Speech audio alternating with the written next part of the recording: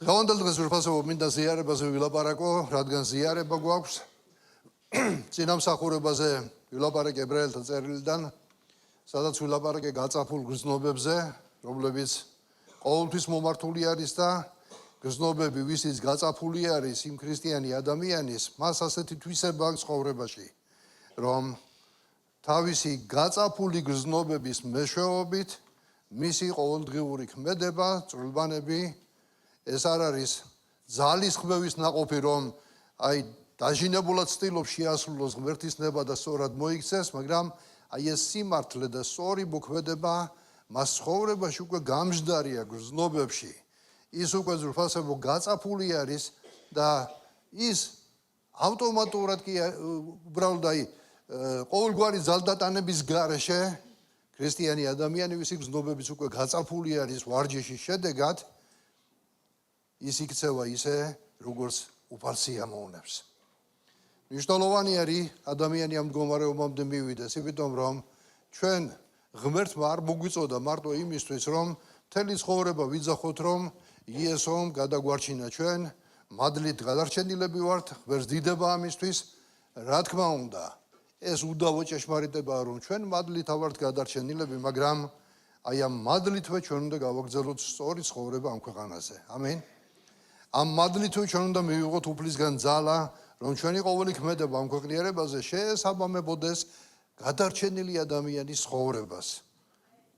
რომ ის მადლი და წყალობა, რომელიც ღმერთმა გადმოავლინა მთელ კაცობრიობაზე და განსაკუთრებით ის ადამიანები, ვინც ღებულობენ და ირწმუნებენ აი ამ მადლს და აი ამ მადლის წყაროს, განსაკუთრებულად ამ ადამიანებზე მინდა გითხრათ, რომ ჩანს ეს მადლი და წყალობა არა მარტო მათ სიტყვებში, მაგრამ ეს ჩანს მათ ცხოვრებაში, მათ მოქმედებებში, მათ ყოველდღიურობაში, რომ ეს ადამიანები ეკუთვნიან უფალს და დადიან უფლისნებით, მისი სურვილით. მათ არ ჭირდებათ რაღაც ყოველ დღეს ზეციერი გამოცხადებები. მათ არ ჭირდებათ ყოველ დღე ვიღაცა ელაპარაკებოდეს, როგორც წინასწარმეტყველი, ასე ამბობს უფალი და ასე უნდა მოიქცე. ეს ის ადამიანები არიან, რომლებმაც შეიცნეს უფალი, მიხვევიან იესოს, ღებულობენ მისგან, მისი წმინდა სიტყვიდან პასუხებს და ცხოვრებაში რეალურად ისინი მორწმუნე და მიმდევრები არიან იესო ქრისტესი. ამენ. ანტიოქიაში პირველად ეწოდათ იესოს მიმდევრებს ქრისტიანები. მანამდე ეს ტერმინი არ არსებობდა ქრისტიანი. მაგრამ ანტიოქიაში პირველად უწოდეს ქრისტიანები. რატომ? იმიტომ რომ ადამიანების ცხოვრებაში რეალურად ჩანდა, რომ ისინი იყვნენ იესო ქრისტეს მიმდევარი ადამიანები. ამიტომ მოდი ზურფასებო, ჩვენ ცხოვრებაში ნუ ვიქნებით უბრალოდ მორწმუნენი, უბრალოდ ქრისტიანები, მაგრამ სახელწოდებით, მაგრამ მოდი რეალურად ვიყოთ იესო ქრისტეს მიმდევრები. ამინ. ჩვენს ყოველდღიურ ცხოვრებაში ჩანდეს სიმწიფე. არა ჩვილობა, მაგრამ სიმწიფე ჩანდეს ჩვენს ყოველდღიურ ცხოვრებაში. ჩვენს გადაწყვეტილებებში. ადამიანი, რომელიც სიმწიფის ასაკში არის, ის სხვანაირად უყურებს მოვლენებს, სხვანაირად უყურებს სიტუაციებს, სხვანაირად უყურებს პრობლემების გადაჭრას. მაგალითად, როცა კონფლიქტი არის ორ ადამიანში, სულიერად ჩვილი ადამიანის რეაქცია არის ხოლმე მაშინვე, როგორც მოგიყვანეთ მაგალითად, რომ ასე მითხრა, მეც ასე უპასუხებ. გული მატკინა, მეც გული უნდა ვატკინო. უნდა რაღაცა ისეთი უთხრა, მაგრამ სულიერად მომწიფებული ადამიანი სხვანაირად ფიქრობს. მისი გრძნობები უკვე გაწაფული არის. ის არ აყვება აი ამ დროს იმ ემოციურ ანთებულობას, რომ როგორც გითხრეს, ისე უნდა უპასუხო, დააყოვნებს, დაფიქრდება, აწონდაწონის, ილოცებს უფლის წინაშე და შეიძლება სიმართლე, ასე იციან ხოლმე ჩვილმა ადამიანებმა, რომ აი სიმართლეა და უნდა ვთქვა, რაც არ უნდა იყოს სიმართლე არის. მაგრამ სულიერად მომწიფებული ადამიანი ამ სიმართლეს უბრალოდ იარაღად არიყენებს, რომ ვიღაცა დაჯრას. სულიერად მომწიფებული ადამიანი დაფიქრდება და იმ სიმართლეს ცოტა სხვანაირად იტყვის. სიყვარულით იტყვის, პირდაპირ კი არ მიახლის, რომ შენ ეს დააშავე და ასე არის, მაგრამ ცოტა უფრო სხვანაირად აუხსნის მას. ეს არის ზურფასებო მიდგომა სულიერი სიმწიფე, როდესაც ადამიანი სულიერად მომწიფებული არის, ის არ აყვება გრძნობებს, ემოციებს, ნერვებს. ეს ერთ-ერთი მაგალითია და ჩვენს ყოველდღიურობაში ეს ყველგან ხდება. ხდება ოჯახში, სამსახურში, ურთიერთობებში, მსახურებაში, თანამსახურებთან და ასე შემდეგ.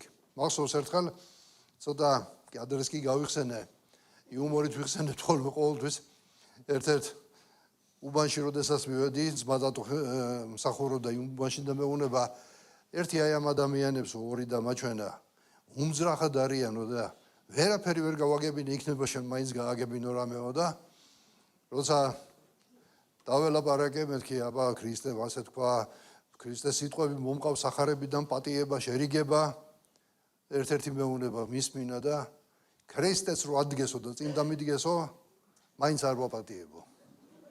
და იცით რა გამახსენდა? აი ბავშვობა სოფელში გატარებული ხშირად ბებიაჩემთან ვიყავი ხოლმე და ასეთი ის ქონდათ ხოლმე სოფელში ტრადიციასავით, რომ სოფლის უხუცესი ვინც იყო ხოლმე, თუ რაღაცა კონფლიქტი ხდებოდა სოფელში, მიდიოდნენ ხოლმე და არიგებდა ხოლმე რა.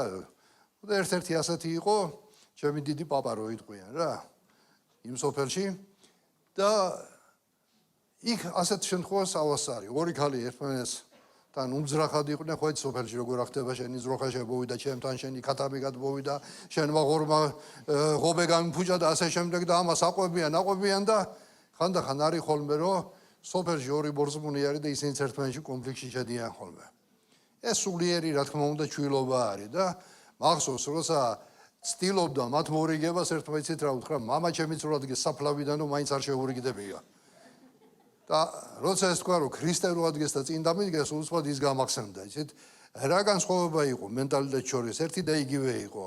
უბრალოდ ქრისტიანები მივეჩვიეთ ქრისტიანულ ტერმინოლოგიას. ორი ადამიანი მომსწრე ვიყავი ამასაც რაც გეუბნება, როცა კონფლიქტში ერთმანეთთან ერთი ეუბნება უფალმა გაპატიოს. მეორე ვისაც ეს უთხრა შეხედა შენ გაპატიოს. რაღა უკრია ეხლა იქ მოცილე ტერმინოლოგია და ერთმანეთს დაუწყებდნენ წყევლაგინებას. მაგრამ სულიერება გამოიჩინეს. უფალმა ორივე გაგურთხოთ, ეს ყველაზე კარგი იყო, რა თქმა უნდა. მაგრამ ისიც რა არის ხოლმე ესეთი აი შეიძლება გვეცინება, მაგრამ ჩვილობა, ადამიანები მომწიფებულები არ არიან ჯერ, მაგრამ ბიბლია იცით რას გვეუბნება? შემოძრფასაც ვეუბნებოდა. ბიბლია სხვა რაღაცას გველაპარაკება. ოთმინებაზე, პატიებაზე და ამას სულიერი სიმწიფე ჭირდება. წინამსახურებაზე ვთქვი რომ რატო არ გინდათ რომ დარჩეთ დაზარალებულები? ცოტა აი ამ სიტყვას მინდა რომ პატარა კომენტარი გაუკეთო იმის შემდეგ ცოტა დავფიქრდი და ადამიანები ხშირად ზურფასობო შეიძლება ეს სიტყვა მოისმინო და გააქვს ვიღაცასთან კონფლიქტი და არჩია დაზარალებულად ყოფნა. მაგრამ შემდეგ წამოხვედი და სულ ამაზე ლაპარაკობ. აი მე ვაპატიე, დაზარალებულად ყოფნა ვარჩიე და სულ ამაზე ლაპარაკობ. მინდა გითხრათ, ეს დაზარალებულად ყოფნა არ არის. ეს არის უკვე მსხვერპლად გინდა შენი თავი წარმოაჩინო, რომ რაღაც სიტუაციის მსხვერპლი გახდი და როგორი მსხვერპლი გაიღე შენ და საცოდავი ადამიანი, რომელიც დაგამცირეს და შენ დაზარალებული დარჩი. და ყველას გინდა აჩვენო დაზარალებული ვარ ხალხო, დაზარალებული ვარ ხალხო. ეს არის საკუთარი თავის სიბრალული, ეს დაზარალებლად ყოფნა არ არის. აი ამ მუხლისგან მარტებით დაზარალებლად ყოფნა ეს გამარჯვებულად ყოფნა არის. დაზარალებლად ყოფნა ეს ღირსებაში დარჩენა არის. ეს არ არის ზურფასებო ის რომ შენ დაზარალებულ მდგომარეობაში ამ დროს დამცირებული ხარ, დაჩაგრული ხარ, პირიქით შენ გაიმარჯვე, შენ გამარჯვებული ადამიანი ხარ. შენ იმაზე კი არ ფიქრობ რომ ვიღაცამ შენ დაგამცირა. პირიქით შენ უფრო მაღალი მდგომარეობიდან უყურებ რომ არაყევი დაითმინე, მიეცი საშუალება მონანიების, ლოცულობის იგულისთვის, ფაქტიურად აქ შენ გამარჯვებული ადამიანი ხარ და არა მსხვერპლი და დამცირებული. და საერთოდ ერთი რამე მინდა გითხრათ ზურფასებო, მსხვერპლის როლი არასდროს არ მოერგოთ. თქვენი თავის სიბრალულით შეიძლება ბევრი რამე დაკარგოთ თქვენ. არის ადამიანი, რომელსაც თავის თავი ეწოდება. აღმოაჩინე ერთხელ დედა გარდამეცვალა, მამა გარდამეცვალა და კარგა ხანს ემოციურ გარედან თითქოს არ გამოვიყურები ემოციურად, მაგრამ ხანდახან საკმაოდ ჭარბობს ხოლმე ემოციები ჩემშიც და აი ხანი როცა გამახსენდებოდა ხოლმე ტიროდი ჩემთვის და ჩემთვის მე ერთხელ პერიოდში რა ვიფიქრე. ქალაქი მიმოს რომ ისინი კარგად არიან და ზეცაში არიან, ხო? მაშ რა ხდება? ჩემი თავი მეწოდება, დედა არ მყავს, მამა არ მყავს. შევატყე რომ ეს ჩემი თავის სიბრალულში გადაიზარდა და თქვი, რომ გაჩერდი ახლა. გასაგებია, ბიბლია ამბობს, უნდა დაიტირო კიდეც, რა თქმა უნდა, ახლობელი ადამიანები არიან, მაგრამ აი ის მომენტი დავიჭირე, რომ უკვე საკუთარი თავი უფრო მეტად მეწოდებოდა თითქოს, თორე რა თუნდა იმ ტირილი ისინი არიან ჩემზე უკეთესად ზეცაში, ხო? საკვარისი დაიტირე, მაგრამ არის მომენტი, როცა უკვე საკუთარი თავის სიბრალულში გეზდება რაღაცა. ასე შეიძლება იყოს აპატიო ვიღაცას რაღაცა და მე საკუთარი თავი გეწოდება, როგორი მსხვერპლი აღმოჩნდი, მოითმინე, დაგჩაგრეს, არა, ამაღლდი ამ ყველაფერზე. ზევიდან გადმოხედე. თუ შენ რამე დაითმინე, შენ გამარჯვებული ხარ. თუ შენ დაზარალებულად დარჩი, შენ ამაღლდი ამ ყველაფერზე. შენ გამარჯვებული ხარ და გამარჯვებული პოზიციიდან, გამარჯვებული არა შენ ძმაზე და დაზე. არასდროს არ იფიქრო ის. თუ ორი ადამიანი კონფლიქტში არის, მაგალითად ოჯახში ცოლი და ქმარი, ან მეგობრები, ან თანამსახურები, აქ გამარჯვებული არ არსებობს. თუ კონფლიქტი გაგრძელდა, სულ ყველა დამარცხებულები ვართ. აქ უბრალოდ გამარჯვებული შენ საკუთარ გზნობებზე, შენ საკუთარ მეზე, შენ საკუთარ ეგოიზმზე, შენ საკუთარ სიამაყეზე. ამ დროს ამაზე ხარ შენ გამარჯვებული. ამიტომ დაგვეხმარა სუფალი, რომ ხანდახან არის ხოლმე რაღაცა სულიერი პრინციპი შეიძლება ავიღოთ, მაგრამ არასწორად გამოვიყენოთ. ამიტომ თუ ვინმემ დაზარალებულად ყოფნა არჩიეთ, მსხვერპლის როლში უღარ გამოხვალთ. იცოდეთ, რომ თქვენ გამარჯვებულები ხართ ამ დროს. უფალმა გაგურთხოთ, ჰალელუია. მინდა დღეს ზიარებაზე ვილაპარაკო და გითხრათ, რომ ორი დადგენილება მოგცა იესომ თავის დროზე, როდესაც ამთავრებდა თავის მიწიერ მოღვაწეობას. პირველი იყო ის, რომ უთხრა მოწაფეებს, წადით უქადაგეთ ყველა ქმნილებას, ვინც ირწმუნებს და მოინათლება, ის გადარჩება. ანუ ესე იგი და წადით და მონათლეთ მამის ძისა და სულიწმიდის სახელით. ერთ-ერთი დადგენილება ეს იყო ნათლობა. მეორე, რაც იესომ დაუტოვა მოწაფეებს, რომ ყოველთვის უნდა გაეკეთებინათ ეს იყო ზიარება. დღეს ჩვენ ზიარება უნდა მივიღოთ და მინდა ცოტაოდენი აი ზიარების ირგვლივ ვილაპარაკო და ვისაუბრო. როგორ ახსნათ ბიბლიურად ზიარება ისე, რომ არ მოიქცეთ არც ერთი რელიგიური რაღაცა სისტემის გაგების ტყვეობის ქვეშ, იმიტომ რომ ეს 4 გაგება არსებობს, უბრალოდ 3 და შეიძლება 4-იც იყოს, ზიარების ირგვლივ, ზიარების მნიშვნელობაზე. პირველ ეკლესიის ცხოვრებაში ჩვენ ვერ ხედავთ იმ დავის საგნებს, რომელსაც დღეს ვხედავთ ქრისტიანობაში. ერთი ამბობი, რომ გარდასახვა ხდება, ის არის ქრისტეს სხეული და ქრისტეს სისხლი. მეორე ამბობს, რომ ეს ყველაფერი არაფერია, მარტო სიმბოლოებია ეს ყველაფერი და ასე შემდეგ. და როცა ვფიქრობდი, უბრალოდ იცით რა, რომ ჩვენი ეკლესია ყოველთვის იყო მახსოვს, ჯერ სარდაფში ვიკრიბებოდი ჩვენი ძველი ძმები, შეიძლება დიდი თეოლოგიური განათლება არ იყო, მაგრამ იცით ძალიან ბევრი რამ მახსოვს იქიდან დაბალანსებული, სერიოზული ადამიანები, რომლებიც სერიოზულად უდგებოდნენ ამ ყველაფერს და ამასიანად რო ვფიქრობდი ჩემთვის, უბრალოდ გადავწყვიტე, რომ არც ერთ გაგებას არაფერი არ ვიცი მე. აი ბიბლია რას ლაპარაკობს ამის შესახებ. ბიბლიაში რას ხედავთ? და როცა ბიბლიაში და ახალ აღთქმაში წავიკითხე კიდევ ყველა ის ადგილი, რომელსაც ჩვენ კითხულობთ ხოლმე. უბრალოდ მე ვერ ვნახე იმის მიზეზი, რომ ძალიან ღრმად შევიდეთ თეოლოგიურ დებატებში. მაგრამ წმინდა წერილი ნათლად გველაპარაკება იმის შესახებ, რა უნდა ვიცოდეთ ჩვენ. რა თქმა უნდა, ყველა სხვადასხვა გაგება ზიარების შესახებ თან ხვდება ერთ რაღაცაზე, რომ იესო არის ამ ყველაფრის ცენტრი. ყველა თან ხვდება, რომ იესოს გარეშე არაფერი არ არის და აი ამ თავრის გარშემო ზრფასებო მინდა ვილაპარაკო დღეს და პირველი ეკლესიიდანაც მოვიყვანო მაგალითები, მაგრამ მინდა ცოტა აი ამ ახალი აღთქმის მიღმა ძველ აღთქმაში დავინახოთ თუ საიდან მოდის ფესვები ზიარებისა. ძველი აღთქმის პერიოდში ჩვენ ყველამ ვიცით, ახლა ამ ისტორიას აღარ მოვყვები, ებრაელები აღნიშნავდნენ ძველ აღთქმისეულ პასექის დღესასწაულს. და ამას აღნიშნავდნენ წლის ერთი და იმავე დროს, იმიტომ რომ უფალმა უთხრა ასე. ამ დღესასწაულს თავისი დანიშნულება ჰქონდა ებრაელებისთვის. ყველამ ვიცით, რომ ისრაელი იყო მონობაში ეგვიპტეში, ღმერთმა მრავალჯერ მოუწოდა ფარაონს, მაგრამ მისი გული გაქვავებული იყო და ბოლოს ღმერთმა გამოაცხადა საბოლოო მსჯავრი ფარაონზე და ეგვიპტეზე. ეს იყო პირველ შობილთა სიკვდილი. მაგრამ ამავე დროს ღმერთმა მისცა ებრაელებს გზა გადარჩენისა. და მათ უთხრა, რომ თითოეულ ოჯახს უნდა დაეკლა უმანკო კრავი. უმანკო კრავი რას ნიშნავს? ნაკლის გარეშე უნდა ყოფილიყო. ხო არის საქონელი, რომელიც ნაკლიანია, შეიძლება რაღაცა დეფექტი ქონდეს მას გარეგნული შესაწირავი, აი ეს კრავი უნდა ყოფილიყო უმანკო, ყოველგვარი ნაკლის გარეშე. კრავის სისხლი უნდა წაესვათ კარების წირთხლებზე. და იმ ღამით ისინი უნდა ყოფილიყვნენ მზადყოფნაში, მათ უნდა კრავის ხორცი შეეჭამათ ბოლომდე და უნდა ყოფილიყვნენ მზადყოფნაში გამოსასვლელად. ღმერთმა გამოიყვანა ძვირფასებო, იმიტომ რომ სიკვდილის ანგელოზი, რომელიც გაივლიდა, სადაც იყო აღნიშნული კრავის სისხლით, იქ არ შეეხებოდა. იმიტომ რომ ეს იყო ნიშანი. და ჩვენ ხედავთ, რომ სადაც ეს სისხლი არ იყო წასმული, იქ მსჯავრე მოდიოდა. და ეს სიკვდილის ანგელოზი გვერდს აუვლიდა იმ სახლს, სადაც იყო აი ეს ნიშანი. და პასექი თვითონ ნიშნავს გვერდისავლას, თვითონ სიტყვის მნიშვნელობა. ანუ ესე იგი რა არის, რომ მათ ჰქონდათ საპასექო ვახშამი. და ამ საპასექო ვახშმის დროს ხედავთ, რომ ყოველი დეტალი რაღაცას აღნიშნავდა.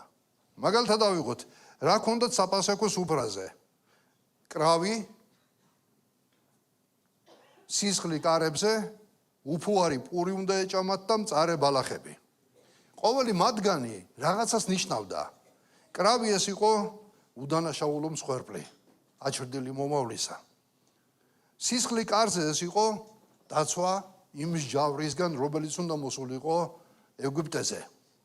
უფუარი პური, როგორც შემდეგ მოციქული პავლეც ამბობს, ეს სიმბოლო იყო სიწმინდისა, სიწმინდე ცოდვის გარეშე. ხოლო მწარე ბალახები მათ ახსენებდა იმ მონობის სიმწარეს და ტკივილებს, რომელიც განიცადეს. ფაქტიურად ღმერთი ასწავლიდა ამ ხალხს ხსნის პრინციპებს აი ამ სურათებით. ეს იყო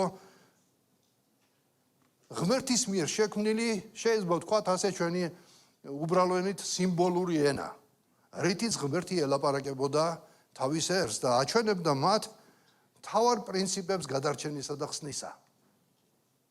მთავარი პრინციპი ძვირფასებო, გადარჩენაში და ხსნაში ჩვენ ხედავთ ბიბლიაში, ეს არის ზღვარი, სადაც იყო გავლებული სიცოცხლესა და სიკვდილს შორის, ეს იყო სისხლი კრავისა.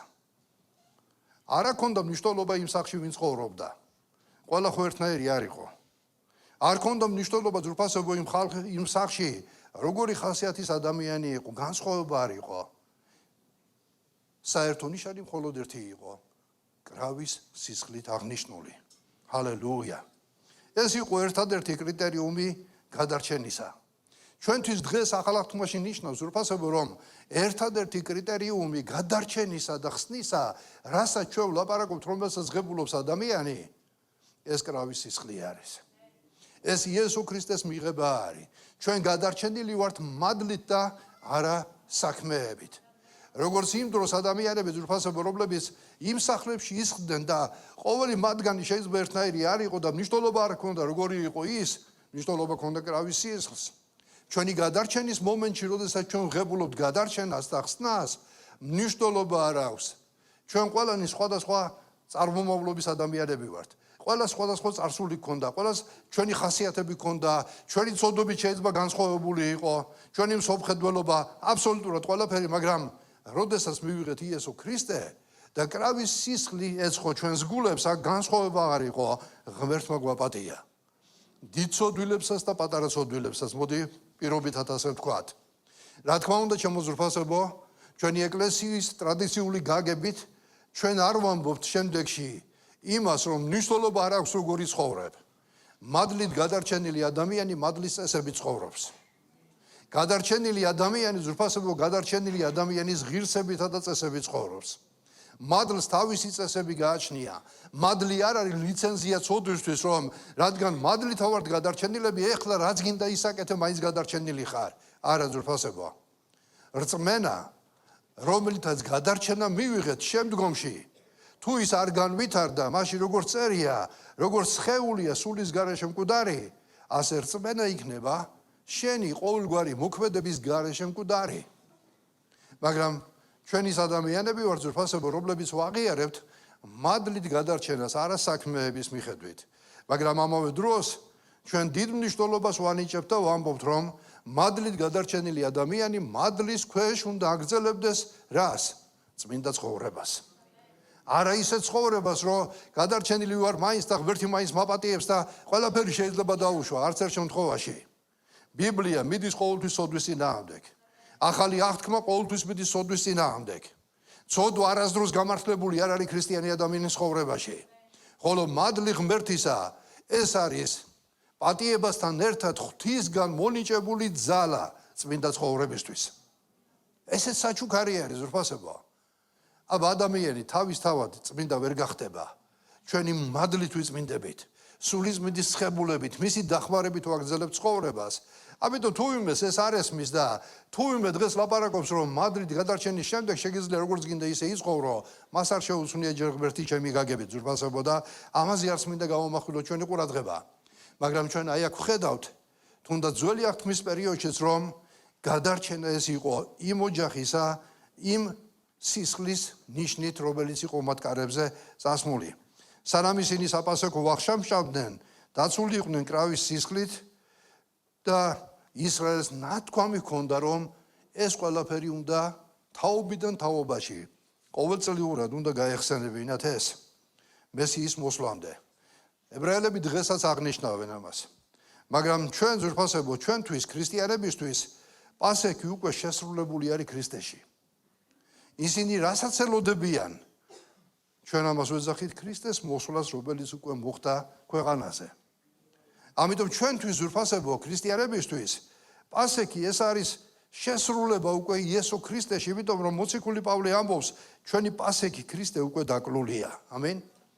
ეს არის 1 კორინთელთა 5:7, სადაც ჩვენ ხედავთ რომ შესრულება იესო ქრისტეში მოვიდა ამ პასექისა.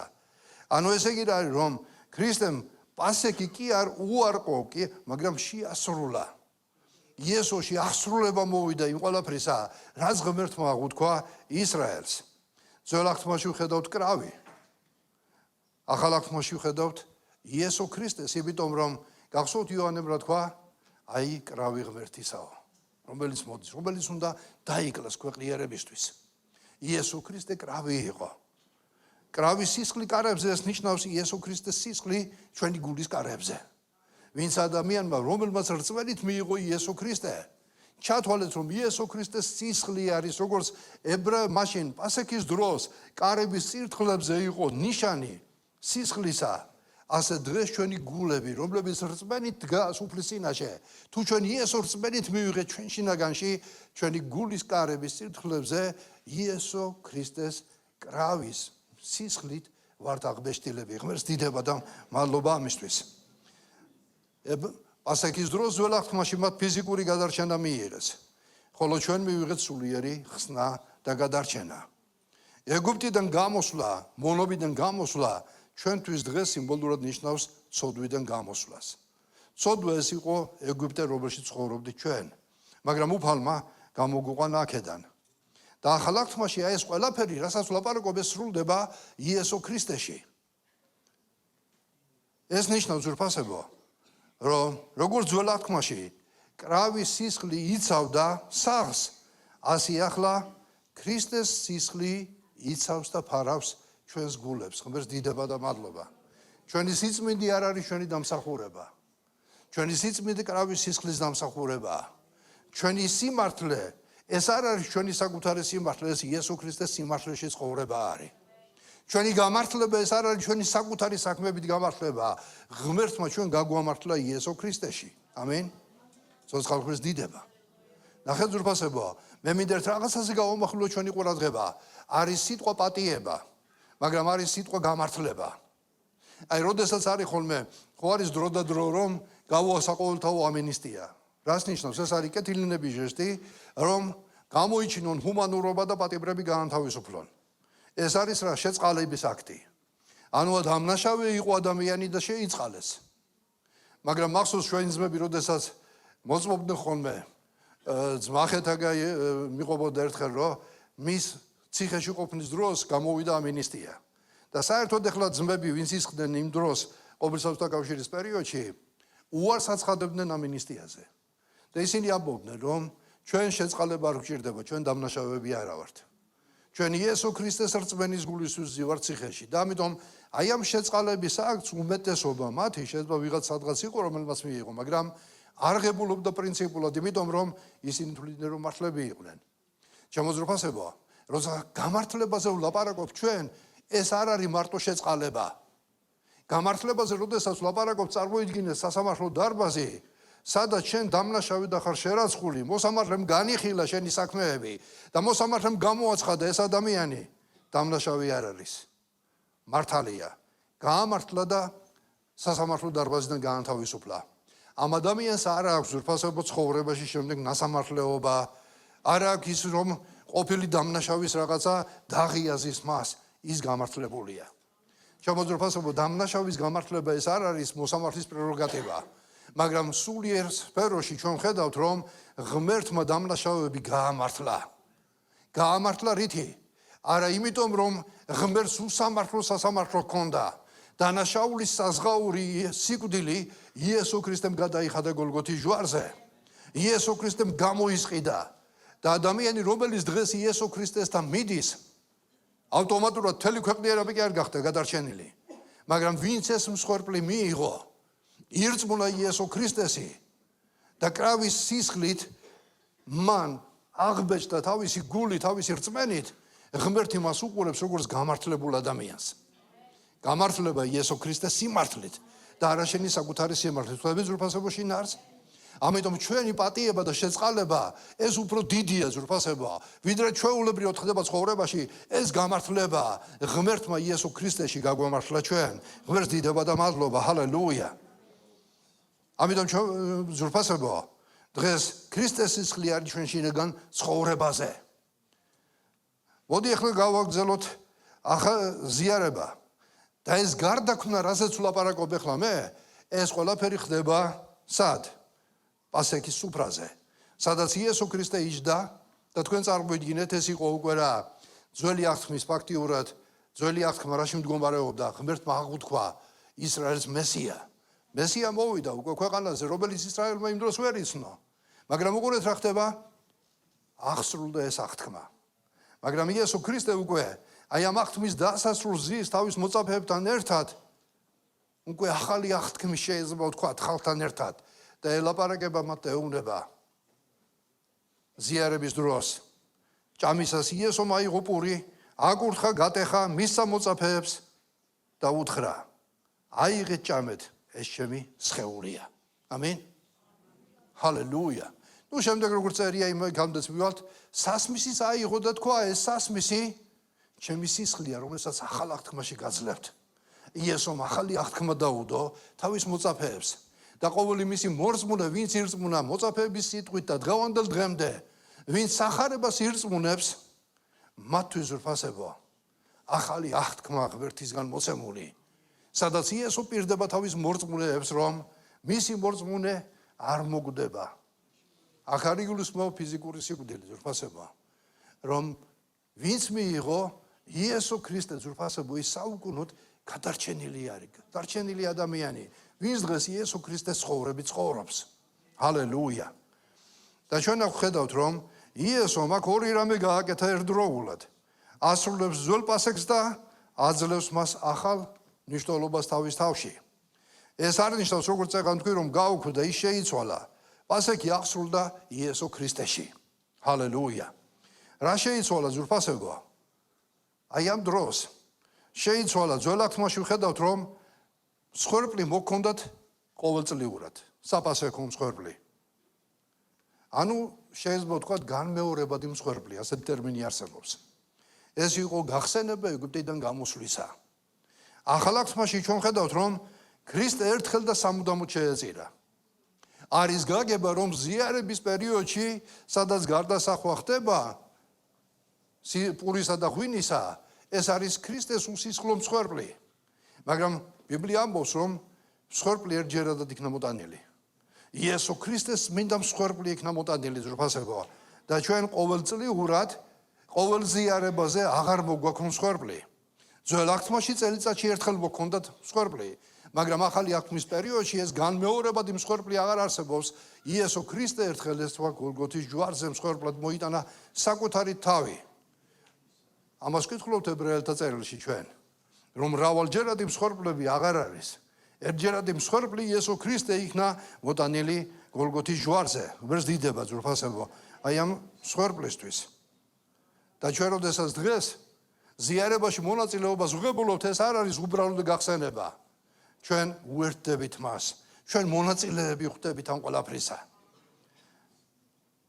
იესო ქრისტემ დაადგინა ზიარება. თავარი გზავნილი რაც ამ ზიარებაში იყო, ზრფასებო, რომ სისხლის გარეშე არ არის ხსნა. იესო ქრისტეს სისხლი დაიღვარა მრავალთათვის წოდების მისატევებლად. რა უნდა ვიცოდეთ ჩვენ ზიარების შესახებ, ზრფასებო, მინდა აი აქ გავამახვილო ყურადღება, რაც ჩვენთვის არის დღეს მნიშვნელოვანი. რაც უნდა ვიცოდეთ, მე არ შევდივარ ღრმა თეოლოგიურ დებატებში, არ შევარ ღრმა ზრფასებო, რა არის სწორი და რა არ არის სწორი, მაგრამ უბრალოდ მინდა რომ წმინდა წერილს მივყვეთ ჩვენ და დავინახოთ რას გველაპარაკება წმინდა წერილი. ბიბლია ამბობს ზრფასებო, კიდევ ერთხელ გავიმეორებ, ჭამისას იესომ აიღო პური, აკურთხა გატეხა მის სამოწაფეებს და უთხრა, აიღეთ ჭამეთ ეს ჩემი სხეულია. აიღო სასმისი, მადლი შესწირა, მის სამად და უთხრა, ყველამ შესვით აქედან, რადგან ეს არის ჩემი სისხლი ახალი აღთქმისა, მრავალთათვის დაღვრილი წოდვათა მისატევებლად. აი აქ ორ რაღაცას ვხედავ ჩვენ. რეალობას ქრისტემ თქვა, ეს არის, რაზე ილაპარაკა მან? პურზე და ღვინოზე. ეს არის ჩემი სხეული, ეს არის ჩემი სისხლი. მეორე რასაც ვხედავთ, მიიღეთ და ჭამეთ. არის ასეთი რელიგიური ჯგუფი, რომელსაც გაგება აქვს, რომ ისინი როდესაც ზიარებას ჩამოატარებენ, ისინი არ ეხებიან ზიარებას და არ ჭამენ. მათთვის ეს უბრალოდ არის გახსენება. ჩამოტარება ხდება პურისა და სასმისისა და მათთვის ეს არის გახსენება. მაგრამ იესო ქრისტემ აქ თქვა, ზრფასებო, მან რეალურად თქვა, არ თქვა ეს არის ღვინო, ეს არის პური, იესომ თქვა, ეს არის ჩემი სხეული, ეს არის ჩემი სისხლი. და რა თქვა იესომ?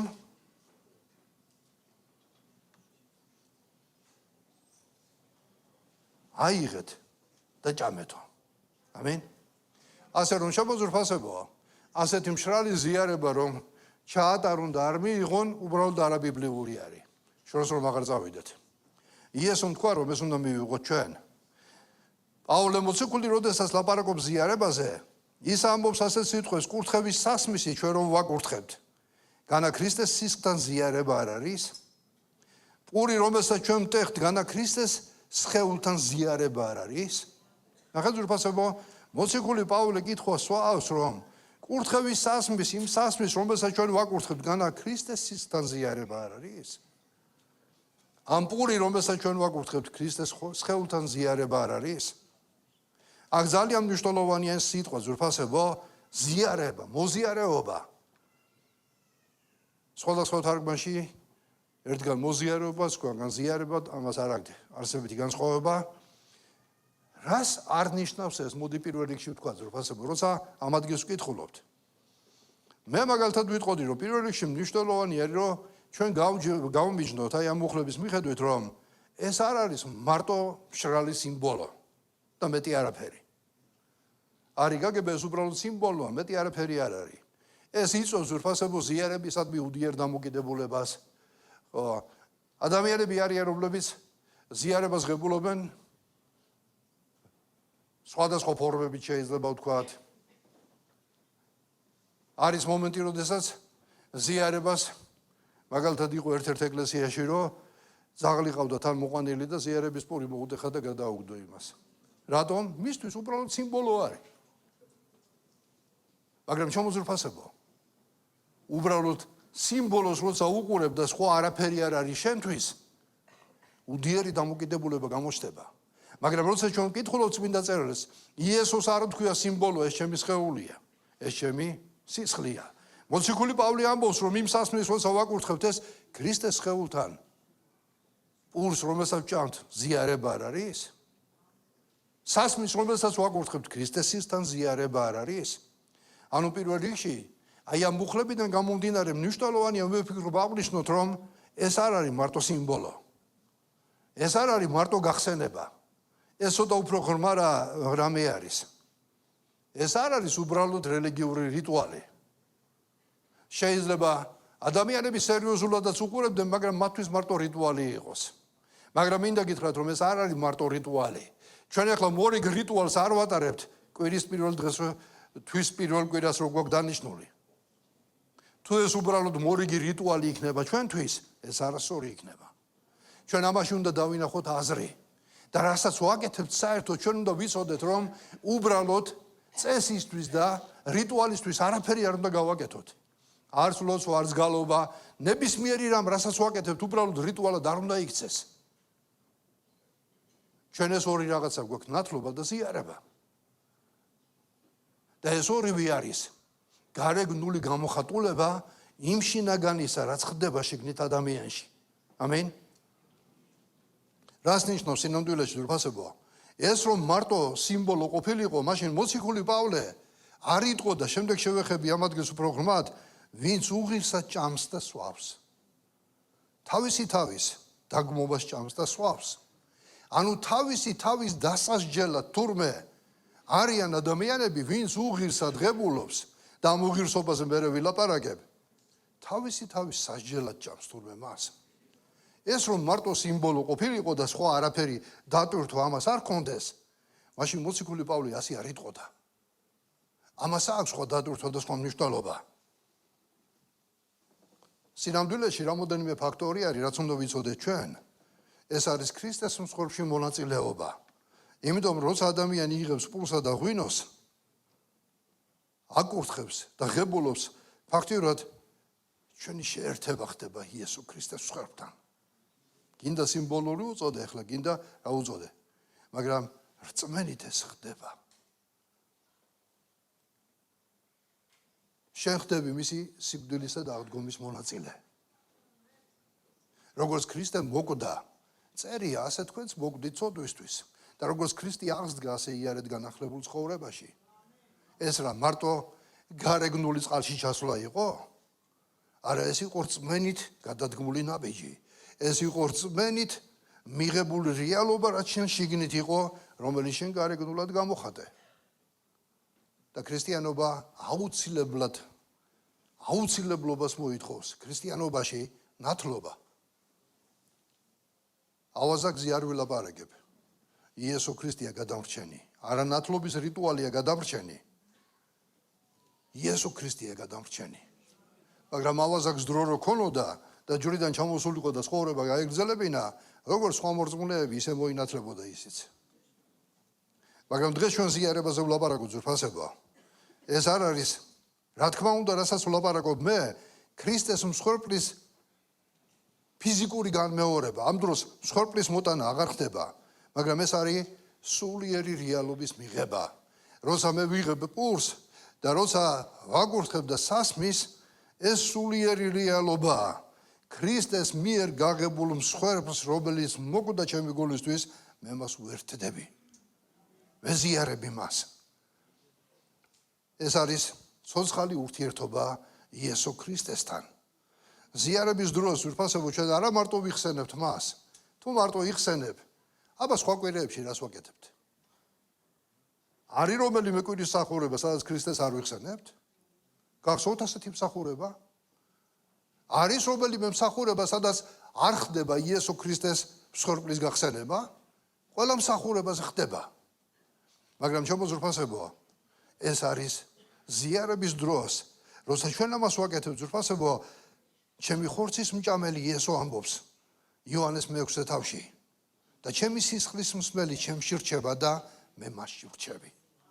ჰალელუია. ასევე ეს არის კორინთელთა 10-ის მიხედვით ერთობა ეკლესიისა. ვინაიდან პური ერთია, ჩვენ კი ბრავალნი, ერთი სხეული, რადგან ერთი პურიდან ვეზიარებით. ანუ ზიარება არ არის მარტო ქრისტესთან ერთობა, ძვირფასებო. ზიარება ასევე არის მორწმუნეთა შორის ერთობაც. ამინ.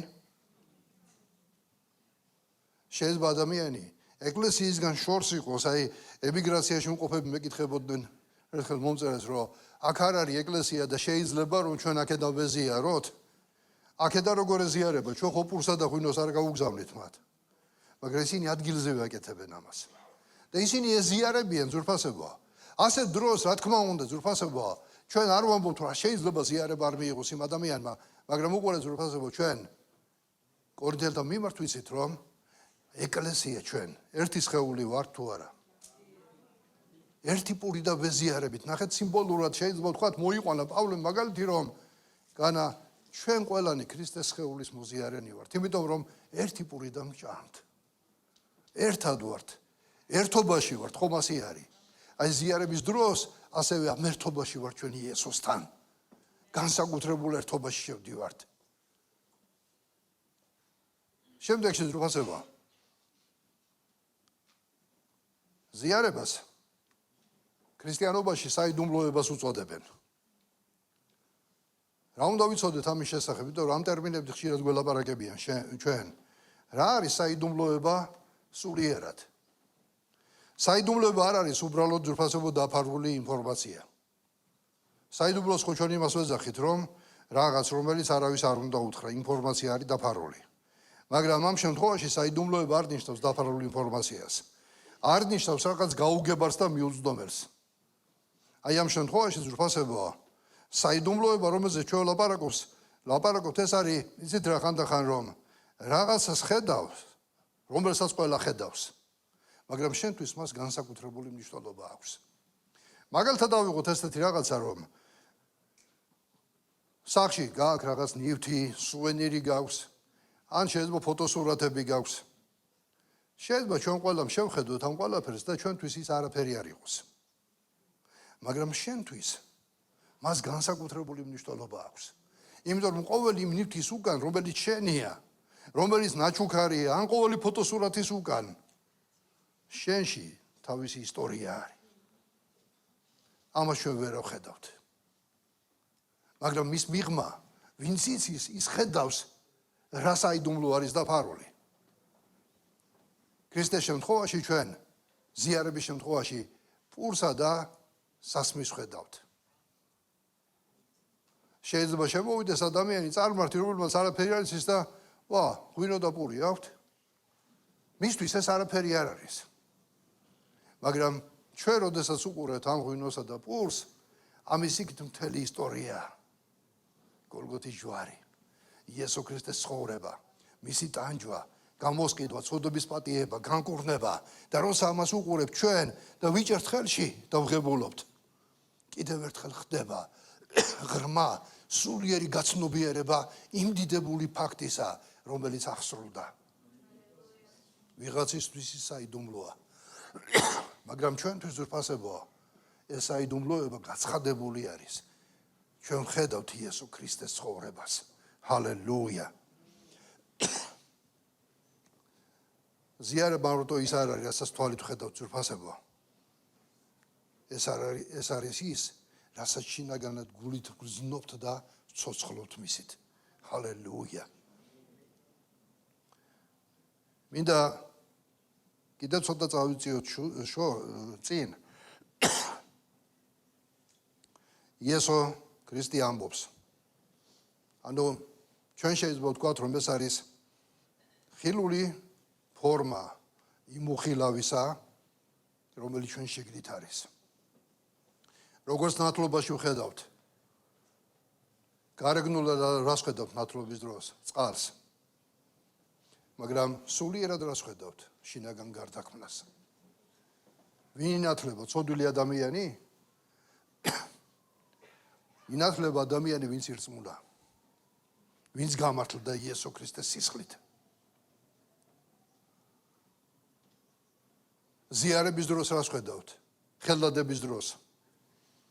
შეხებას. მაგრამ ხელდადების იქით ზურფასებო ჩვენ ხედავთ, მარტო ხელდადება არ არის. მადლი გადაეცა ადამიანს. არის მსახურების დროს ვაკურთხებთ ადამიანს, არის ავადმყოფების კურთხევა, არის ბავშვების კურთხევა. ზიარება ზურფასებო თვალით ხილული ღვინო და პურია, მაგრამ იმის მიღმა ის შინაგანი არის. რაც შენშია, იესო ქრისტეს რწმენა, იესო ქრისტესადმი რწმენა, მოკრძალება, სიყვარული. ამიტომ ზურფასებო, როგორც იესო ამბობს იოანეს მე-6 თავში, ეს მნიშვნელოვანი თავი არის ზურფასებო. აქ შეიძლება პირდაპირ ზიარება არ არის ვითითებული, მაგრამ აი ეს ნათქვამი სიტყვები იესოსი ზიარების ელემენტებია. მანამდე რას ხედავთ იოანეს მე-6 თავში? იოანეს მე-6 თავს თუ წაიგითხავთ, იწყება სასწაულით. იესო ქრისტემ დააპურა 5000 კაცი. და უფრო მეტი იყვნენ ქალები და ბავშვებიანად. რამოდენიმე პურითა და თევზით. და ეს სასწაული რო იხილეს ხალხმა, იესოს ეძებდნენ, მაგრამ იესო იყო ტბის მეორე მხარეს გადასული. გადაცურეს და მივიდნენ იესო ქრისტესთან.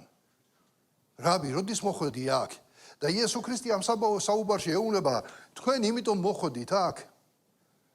არა იმიტომ რომ სასწაული იხილეთ, მაგრამ პური რომ ჭამეთ. და შემდეგ მიდის დიალოგი.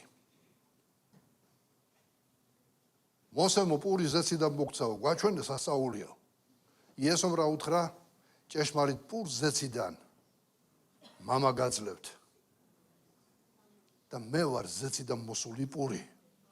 ამაზე მთელი დვინო ატყდა რომ საკითხულობთ იქ, როგორ ამბობსო, განა ეს ხუროს ზე არ არის? რომელიც ჩვენ შორის ცხოვრობს, როგორ ამბობს ზეციდან ჩამოვედიო.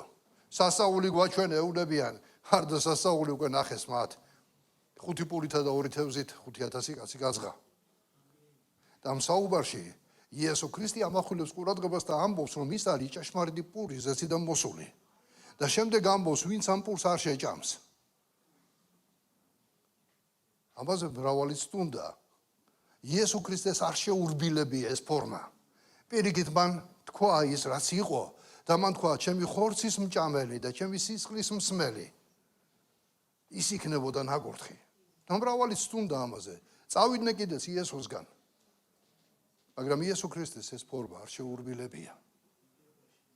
ჩვენ ზიარებაში ვხედავთ იესომ აიღო პური და თქვა პური საერთოდ იყო მსხვერპლი, პური თქვენი უფლისაო, ძველ აღთქმაში ეწერა. იესო ქრისტე იყო მსხვერპლი მოსული ქვეყანაზე. აიღო ეს პური და თქვა, აი ეს ჩემი სხეული არის. ეს ჩემი სისხლია. ჩემი სხეული თქვენთვის დამტვრეული, სისხლი მრავალთათვის დაღვრილი. როცა ჩვენ ძვირფასებო, როგორ გავიგოთ ახლა, მარტო სიმბოლო რო ყოფილიყო იესო ამას დააზუსტებდა. ხალხს ცოტა რბილა დაუხსნიდა, მაგრამ იესო არ შეარბილა ეს. ზიარება ძვირფასებო, ზიარების რეალური გამოხატულება შინაგანი იესო მაგა თქვა, ვინ ჩემს ხორცს არ აჭამს. რას ნიშნავს ეს ძვირფასებო ჭამა? ჭამა ეს არ არის ძვირფასებო, უბრალო ჭამა. ფიზიკურად შენ როცა პურს ჭამ, რაში გეხმარება პური? საჭმელი რომ არ ჭამო ფიზიკურად, მოგვდები. ფიზიკური საჭმელი და ამ შემთხვევაში პური ადამიანს აძლევს ძალას, ადამიანს აძლევს სიცოცხლეს და ინარჩუნებს მის ფიზიკურ მდგომარეობას. ასევე არის სულიერ სფეროში ძვირფასებო. როგორც ფიზიკური პური საჭირო არის ადამიანისთვის, ასევე სულიერი პურია საჭირო ადამიანისთვის. რომელზეც იესომ თქვა, რომ მე ვარ ეს პური ზეციდან მოსული. როგორ ხდება მისი ჭამა ძვირფასებო ახლა ჩვენ? ეს შეიძლება ცოტა ღრმა თემა იყოს ეს საკითხი, მაგრამ ძალიან მოკლედ რამოდენიმე ფრაზით იქნებ გამოვხატოთ, რომ ქრისტეს ჭამა სულიერად ნიშნავს, რომ ის აღარ არის უბრალოდ შენთვის ვიღაც გარედან. პურს შეიძლება უყურო, მაგრამ პურს როდესაც ღებულობ, ის შენი სხეულის ნაწილი ხდება, შენ შინაგანში. მეთანხმებით? ამ შემთხვევაში გაძლევს ის სიცოცხლეს. პირველ რიგში ქრისტეს ჭამა ნიშნავს იმას, მისი სხეულის ჭამა, როცა მას რწმენით შიგნით შინაგანად გულში იღებ მას. იუდეველები ვინ იყვნენ? მესიას ელოდებოდნენ, მაგრამ მესი არ მიიღეს იმ დროს. მაგრამ ეს იყო პური ზეციდან მოსული. იუდეველებისთვის იესოს ჭამა, ეს იყო იესოს მიღება, რომ მიეღოთ. ჩვენთვის დღეს იესოს სხეულის ჭამა უპირველეს ყოვლისა ნიშნავს იესოს მიღებას რწმენით ჩვენ შინაგან ადამიანში, ძვირფასებო. ის უბრალოდ ვიღაც აღარ არის ჩვენთვის. ის არის ჩვენი ცხოვრების საყრდენი. ჩვენ უერთდებით მას. მისგან ვიღებთ სულიერ სიცოცხლეს. იესო ქრისტე ხდება ჩვენი გადაწყვეტილებების წყარო. როცა შენ იესოს ნებას ასრულებ, იესოს ჭამ. იესოს მიღება. შენ შინაგან ადამიანში. იესო, როდესაც რწმენით გაქვს მიღებული, ის სულიერი საკვებია შენი. ყოველდღიურ ცხოვრებაში მისი აი ამ საკვების მიღება ნიშნავს იმას, როცა მის ნებას ასრულებ. კონფლიქტის დრო არის, განცდების დრო არის, დევნა არის, თუ გაჭიროება, თუ გადაწყვეტილებების მიღება, ყოველი შენი არჩევანი სწორი, იესოს სასარგებლოდ ეს იესოს საკვებად მიღება არის. რომელიც შენ სიცოცხლეს გაძლევს, რომელიც შენ გზრდის, ეს არის ზიარების შინაგანი გამოხატულება, რომელსაც გარეგნულად ვიხსენებ ჩვენთვის შემდეგ. ამას ბევრი ლაპარაკი შეიძლება რომ დავწმუნდეთ, როგორ ხდება ყოველდღიურ ცხოვრებაში ეს, როგორც საჭმელს ჭამ ყოველდღიურ ცხოვრებაში, ისე ზეციერი მამის საჭმელი შენთვის მოცემული არის მისი ნებასურული შესრულება. ამიტომ ყოველდღიურად ქრისტეს ნების აღსრულება, მისი ძალის, მისი მადლის და წყალობით მოქმედება ამ ქვეყანაზე შინაგანი სულიერი საყრდენი როცა არის იესო, ეს შენი ყოველდღიური ცხოვრება ნიშნავს, რომ ქრისტეა შენი პური. ქრისტეა შენი საკვები. და ამიტომ თქვა ქრისტემ, ვინც არ აჭამს შენ ხორცს და არასოდეს შენ სისხლს, ის არ არის მისი ღირსი. ამიტომ მოდი ყოველდღიურ ცხოვრებაში ვეძებოთ უფალი. ამენ. რატომ არის ეს აუცილებელი?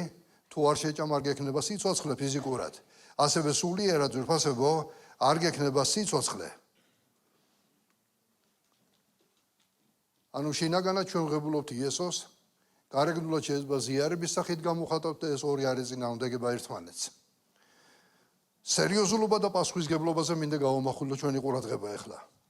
პავლე ამბობს, ვინც უღირსად იღებს, როგორც უკვე წავიკითხეთ, რა ხდება საკუთარ თავზე იღებს მსჯავრს. ამის გამო მოციქული პავლე ამბობს, რომ უღირსად ღებულობდნენ ზიარებას, ბევრი უძლური იყო მათ შორის, ერთ თარგმანში არის ზინავს, სხვა თარგმანში არის კვდება, ავანტყოფი არის თქვენ შორის ბევრი, ზოგიც კვდება.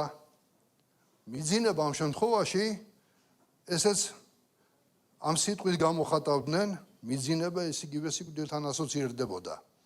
შემოძვრფასებო, თუ ეს მხოლოდ სიმბოლო არის, რატომ მოდის ასეთი სერიოზული შედეგები? თუ პავლე სიმბოლოებზე ლაპარაკობდა მაშინაც. სიკვდილი სიმბოლურად, ავანტყოფობა სიმბოლურად, უძლურება სიმბოლურად, როგორ ფიქრობთ? ეს რეალურად ხდებოდა კორინთოს ეკლესიაში. და მოციქული პავლე ამბობს, რომ უღირსად ღებულობ ზიარებას. არიან თქვენ შორის ისეთები, ამის გამოარისო, რომ თქვენ შორის არიან ბევრი, ახლა ყოველთვის ამისი მიზეზი არ არის, სწორედ გავიგოთ ავანტყოფობის საკითხიც. არის ავანტყოფობა, შეიძლება ფიზიკური სიუძლური არის, მაგრამ არის შემთხვევები, აგერ ეკლესიაში, კორინთოში ხდებოდა ეს, რომ ზოგიერთის ავანტყოფობა მიზეზი იყო, იმიტომ რომ განუსჯელად ღებულობდა. მე არ მინდა ახლა ზურფასებო, რომ უბრალოდ რაღაც ახლა ან შიში ჩავარდეთ, მე გელაპარაკებით რა წერია. ეს გამაფრთხილებელი არის. ეს შესაშინებელი კი არ არის. იმიტომ რომ ადამიანები ზიარებას ღებულობენ და ამ დროს უპატიებლობა აქვთ. ზიარებას ღებულობენ და ვიღაცას არ ელაპარაკება. ზიარებას ღებულობს და წერად უყურებს ვიღაცას, ეჯავრება ვიღაც. არ ცხოვრობს იმ შინაგანი ცხოვრებით. რა ხდებოდა კორინთოს ეკლესიაში? მოუწესრიგებელი იყო. პირველ ეკლესიაში საერთოდ ზიარება ასე ხდებოდა, იყო სუფრა და სუფრის ბოლოს მე როდესაც მთავრდებოდა, ღებულობდნენ ზიარებას. მაგრამ ნახეთ კორინთოს ეკლესიაში რა ხდებოდა, სანამ ბოლო მომენტამდე მიდიოდნენ ზიარებამდე, მანამდე უკვე რა იყო, რა ხდებოდა. იქ იყვნენ შეძლებულებიც, იყვნენ ცოტა ღარიბებიც, მოქონდა ყველა საკვები, ზოგი უკვე სუფრის ბოლოს მთვრალი იყო და ზოგი მშიერი იყო. უგულებელყოფაც ხდებოდა აქ ერთმანეთისა. მშივრებზე ზრუნვა არ ხდებოდა. ზოგი მშიერი იყო, მაგრამ ვისაც ჰქონდა, ის უკვე გამაძღარიც იყო, მთვრალიც იყო. და მოციქული პავლე ამბობს, ზრფასებოდა ამხელს, რომ ესენი სინამდვილეში ზიარებას კი არ ღებულობდნენ. და წესრიგი დაუდგინა მოციქულმა პავლემ. აი ამ დროს ეუბნება, ჩვენ რომ ვეზიარებით, აი იმიტომ მოყავს ეს მაგალითები მოციქულ პავლეს, რომ რა არის ზიარების მნიშვნელობა, რომ ეს ქრისტესთან მოზიარება უპირველეს ყოვლისა, ეს ეკლესიასთან მოზიარება, დაძმებთან მოზიარება არის. და თუ ამას ადამიანი ღებულობს ზურფასებო მხოლოდ როგორც სიმბოლოს, თუ ადამიანი ღებულობს ზურფასებო უბრალოდ ავტომატურად მარტო, რო წესია ზიარება უნდა მივიღო. მაშინ ზურფასებო აქ უნდა უბრალოდ გმართებს დაფიქრება. შენ არ უბრალოდ იღებ მონაწილეობ ზიარებაში, შენ მის სიცოცხლეს ეზიარები. როცა ჩვენ ვაკურთხებთ პურსა და ღვინოს, ეს პური და ღვინო შეიძლება ისევ პურად და ღვინოდ რჩება თავისი ქიმიური შემადგენლობით, მაგრამ მას აქვს სულიერი დატვირთვა. ქრისტე ამბობს, ეს ჩემი სხეულია, ეს ჩემი სისხლია. მას ქრისტეს სხეულისა და სისხლის თანაბარი მნიშვნელობა აქვს. ამიტომ როცა ვღებულობ ზიარებას, მოციქული პავლეს წერილის მიხედვით, ადამიანებმა უნდა შეამოწმოს საკუთარი თავი. რას ნიშნავს უღირსობა? აქ ძვირფასება უღირსად. აქ არ არის ადამიანებზე ლაპარაკი, რომ ვიღაცა უღირსია, ვიღაცა ღირსეული არა. მოციქული პავლე არც იმას ამბობს, რომ არ მოხვიდე. პირიქით, მოციქული პავლე ამბობს, რომ უღირსად არ უნდა მიიღო. უღირსად მიღება ძვირფასებო, როცა ამაზეა ლაპარაკი, უღირსობა არ ნიშნავს ძვირფასებო უცოდველობას. როცა ჩვენ ვლაპარაკობ ძვირფასებო, ეს არასრულყოფილებაზე არ არის ლაპარაკი აქ. აქ არის ლაპარაკი ძვირფასებო, როცა ვლაპარაკობ ჩვენ, რომ უღირსობაზე არ ამბობს ადამიანებზე, რომ ვინც უღირსია არ მოუხვიდეთ. პავლე მოციქული არ ახსენებს ასეთნაირად. მაგრამ ჩვენ ხედავთ ძვირფასებო, რადგან მაშინ ვერც ერთი ჩვენთაგანი ვერ მივიდოდით მეთანხმებით, ღირსების მიხედვით რო იყოს, რომელიც თქვენთაგანი ჩათვლიდით ღირსად თავს, რომ ზიარება მიიღოთ. მე ჩემ თავს არასდროს ჩავთვლი ღირსად. ჩემთვის ეს მადლი და წყალობა არის. მაგრამ უყურეთ რა ხდება ძვირფასებო. აი აქ ჩვენ ხედავთ, რომ უღირსად ნიშნავს, როცა არასწორი დამოკიდებულებით ღებულობ ზიარებას. კონტექსტში ჩვენ როგორც უკვე ხედავთ, რომ პრობლემა იყო ადამიანები ერთმანეთს არ ელოდებოდნენ, როგორც უკვე აღვნიშნე. არ იყო სიყვარული, არ იყო ერთობა. ზოგი მშიერი იყო, ჭარბაჭამდა, ზოგი მაზღარი იყო, ზოგი მშიერი იყო. ზოგი უკვე მთვრალიც იყო. ამიტომ ძვირფასებო, აი აქ როცა ვხედავთ, ეს იყო ზიარების აღქმა არ ქონდა კორინთოს ეკლესიას. გათვისნობიერებული ღრმა არ ქონდა, რისთვის მოდიოდნენ, მათთვის ეს რიტუალად იქცა. სუფრა დაждდებოდნენ, კარგად იქეიფებდნენ, დროს გაატარებდნენ და შემდეგ ბოლოს ზიარებას ღებულობდნენ.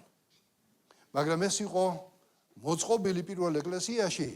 კითხულობ ჩვენ, რომ ისინი პურს ეხდნენ უბრალოებაში, სიხარულში, მოზიარეობაში იყვნენ.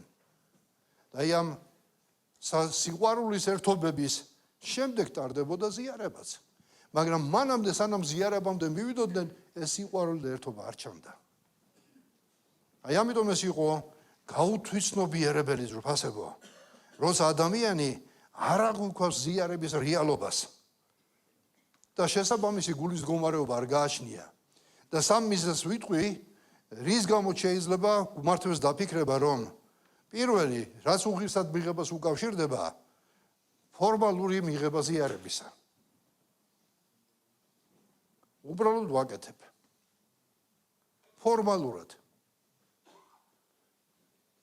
უბრალოდ წესია ეკლესიაში. თუ გააზრებული არ აგაკ, აქამდე რაც ვილაპარაკე, შენს ყოველდღიურ ცხოვრებაში, ქრისტესთან ერთობა, მოზიარეობა, მისი ჭამა ყოველდღიურ გადაწყვეტილებებში შენს ცხოვრებაში. და უბრალოდ მოდიხარ და გონია, რომ აი ზიარებას რომ მივიღებ ახლა, რაღაცა დიდი გააკეთე. ზიარების მიხედვით არ არის ხსნა და გადარჩენა. მეორე არის მოუნანიებელი მდგომარეობა. რას ვეძახი მე მოუნანიებელ მდგომარეობას? უნაკლოებაზე არ ვლაპარაკობ, კიდე სწორედ გამიგეთ. მაგრამ მინდა ძალიან გულწრფელად გითხრათ, რომ არის მდგომარეობა, როცა ადამიანი სოდვაში არის და ცვლილებები არ უნდა. არის თუ არა განსხვავება? არის მდგომარეობა, როცა ადამიანი სოდვაშია, განისდის და უნდა რომ ცვლილებები მოვიდეს მის ცხოვრებაში. მე ამ ადამიანს არ ვიხი, ამაზე არ ვლაპარაკობ. ეს ალკე თემაა. მაგრამ მოუნანიებელი მდგომარეობა არის, როცა ადამიანი ცხოვრობს სოდვაში, რაღაც კონკრეტულ სოდვაშიც. შეიძლება პატარა სოდვაშიც არ იყოს და არ უნდა რომ შეიცვალოს. ერთ ადამიანს ველაპარაკებოდი ამასინათ, რომ რაღაცას ვერ იცილებს, აი რას აღარ ვაკეთებ და ვერ ვიცილებ, მე ვუთხარი, შენ გინდა და იმიტომ ვერ იცილებ. შენ არ გინდა რომ მოიცილო. დამეთანხმე, მართალი ხარო, შეიძლება. რატომ იცით ძვირფასებო? შეუძლებელია, მე რა ჩემი პირადი ცხოვრებიდან განმისდია, წმინდა კი არ მოვედი ეკლესიაში. 21 წლის ვიყავი, როცა ეკლესიაში მოვედი. და ღვთის მადლმა ყველაფრისგან რაც მოვიმწადინე, გამანთავისუფლა. იმიტომ რომ არ მინდოდა იმ რეალობაში ცხოვრება, მინდოდა ცვლილებები მოსულიყო ჩემ ცხოვრებაში. მოუნანიებელი მდგომარეობა, ეს არის გულში სურვილის არ ქონდა რომ შეიცვალო. წინამსახურებაზე შევეხე, არიან ადამიანები, რომლებიც ხმამაღლა განაცხადს აკეთებენ, არ შევიცვლები, ესეთი ვარ. არ მოგატყუოს ეშმაკვა, ესეთი არ ახარ. არ მოგატყუოს ეშმაკვა, რომ გენეტიკურად ასეთი ხარ. არ მოგატყუოს არავინ, რომ შენი ხასიათი ასეთია და ვერ შეიცვლები. შენ შეგიძლია ცვლილებები ღვთის მადლით. ჰალელუია. აბა ქრისტეს მიღება და მაღლნაშობა რა არის? და თუ ცვლილებები არ გინდა და კონკრეტულად ცოდვაში ცხოვრობ და მოდიხარ მერე და ფორმალურად ზიარებას ღებულობ, ეს უღირსად მიღება არის ჩემი აზრით. და მესამე, უსიყვარულობა სხვების მიმართ. კორინთოს ეკლესიას ჰქონდა ეს პრობლემა. დაყოფები იყო მათ შორის, სოციალური დაყოფა იყო, მდიდრებად, ღარიბებად, კიდევ სხვა პრობლემებიც ჰქონდათ მათ. დაყოფები იყო მათ შორის, წყენა და პაულოსთვის ეს განსაკუთრებულად მნიშვნელოვანი იყო. შემოძრფასებო, ნუ მიეჩვევით, ძალიან გთხოვთ. ძმებო, დებო, ნუ მიეჩვევით წყენაში ცხოვრებას.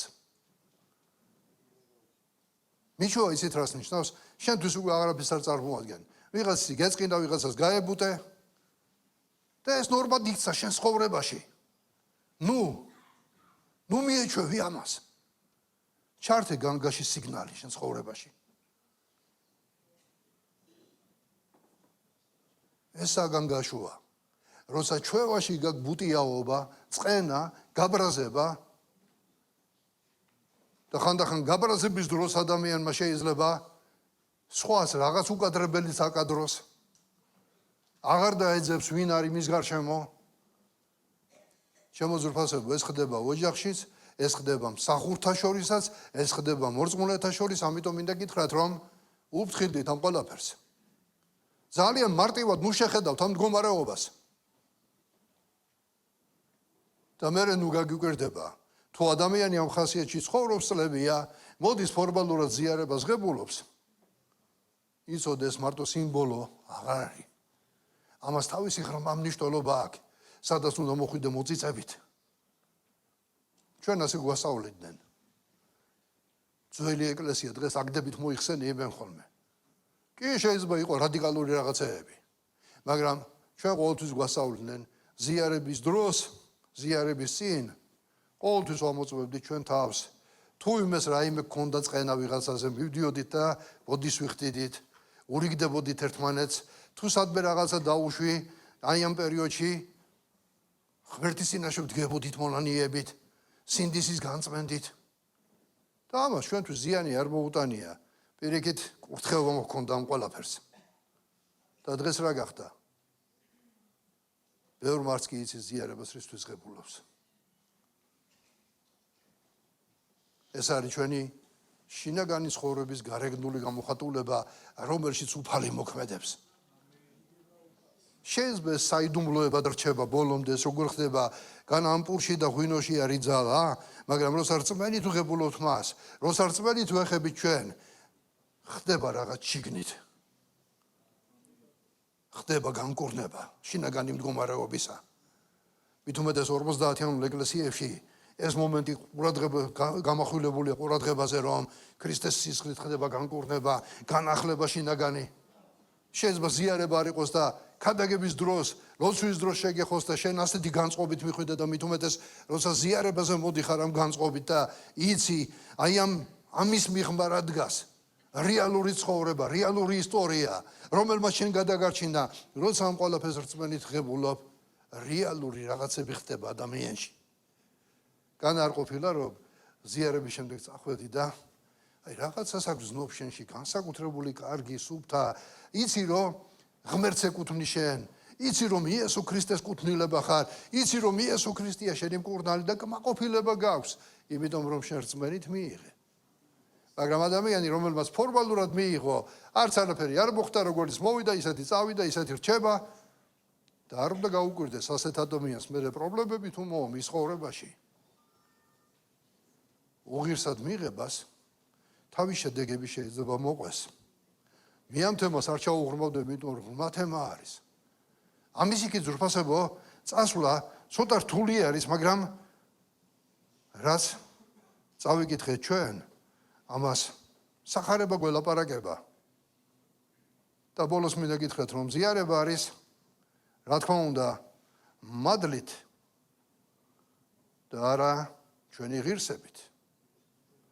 მაგრამ ამავე დროს მინდა გითხრათ, ზრფასებო, ღირსად ყოფნა ნიშნავს არასრულ ყოფილებას. არანაკლის გარეშე ცხოვრებას, მაგრამ ღირსად ყოფნა ნიშნავს თავდაბლობას. მე მჭირდება ღმერთი. ღირსად ყოფნა ნიშნავს თუ რაიმე ცოდვაში ხარ მონანიებას, რომ შენ გინდა ცვლილებები მოვიდა შენ ცხოვრებაში. ღირსად ყოფნა ნიშნავს გახსნილი გული იესოს წინაშე. აქაც საჭირო არის ბალანსი. შეიძლება ადამიანმა თქვას, მე არა ვარ ღირსი და არ მივალ. ეს გაფრთხილება იმას არ ნიშნავს, რომ არ უნდა მოხვიდე. ეს ღმერთისგან დაშორებას იწვევს, როცა ადამიანი ამბობს ღირსი არა ვარ და ზიარებას არ ვღებულობ.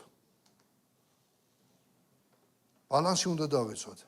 მეორეს მხრივ არც ის არ არის ნორმალური, რომ განუჯელად მიიღო და არაფერს ყურადღება არ მიაქციო. ეს აფასურებს ზიარების საიდუმლოებას. ამიტომ შემოზრფასებო, გამოსდა იმიტომ კი არ არის აი აქ ნახსენები, რომ ზიარება არ მიიღო.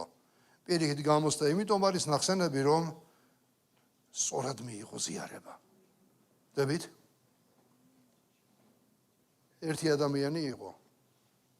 ზიარება არ მიმიღია რამდენიმე წელიაო. რატო არ მიიღე მეთქი და აი ამ უკიდურესობაში იყო, ღირსი არა ვარ. მერე გავესაუბრე, აბა ღირსი რო არა ხარ, რატო თვლი შენ თავს რომ ღირსი არა ხარ? სადღაც ისე ვერ ლოცულობს, სადღაც ისე ვერ კითხულობს, სადღაც ისე ვერ აგრძნობს შიგნით თავის გრძნობებში. შემდეგ ველაპარაკე მასმე. აუხსენი სწორად, რომ ეს ერთი უკიდურესობა არის. შენ პირიქით შორდები ღმერთს. პირიქით გაფრთხილება ეს იმიტომ არის, რომ განა იმიტომ რომ არ უნდა მიიღო. მაგრამ უნდა მიიღო გაფრთხილების მიხედვით განსაჯო. თუ რაიმე არის შენ ცხოვრებაში. მიდი უფალთან.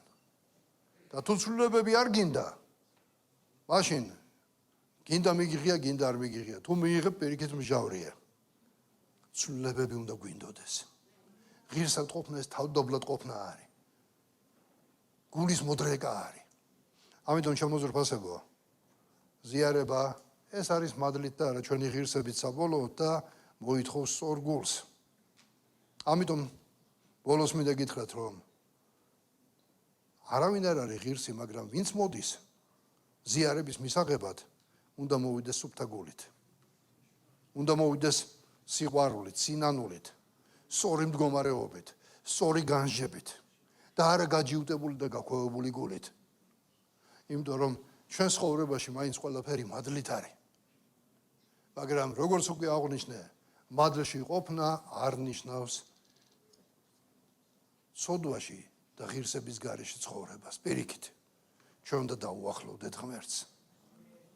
რაღაცა ვერ დაგიძლევია, უფლის მადლი. არ მოგაკლდეს მიენდე უფლის მადლს. არ არსებობს. მოდი ყველამ ერთად ვთქვათ, არ არსებობს. მორწმუნისთვის შეუძლებელი. მისი მადლით ყველაფერი შესაძლებელია. პორნოგრაფია გაწუხებს, მისი მადლით შესაძლებელია. რომ შენ განთავისუფლდე. აზარტი თამაშები გაწუხებს, მისი მადლით შესაძლებელია. ალკოჰოლი გაწუხებს, მისი მადლით შესაძლებელია. ეწევი, მისი მადლით შესაძლებელია განთავისუფლდე. შეუძლებელი უფლისთვის არაფერი არ არსებობს. მორწმუნისთვის ყველაფერი შესაძლებელია. ყველაფერი ძალმის შემ გამაძლიერებელი იესო ქრისტეში. არასაკუთარი ძალით, არასაკუთარი ღირსებით, მაგრამ ქრისტეს ჯვარზე გაღებული მსხვერპლით ყველაფერი შესაძლებელია.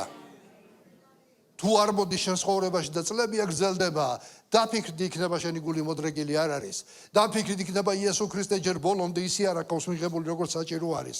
თუ ვერ თავისუფლდები დაფიქრდი, იქნება რაღაც არის შენ ცხოვრებაში ისეთი, რაც სრულებებს ექვემდებარება.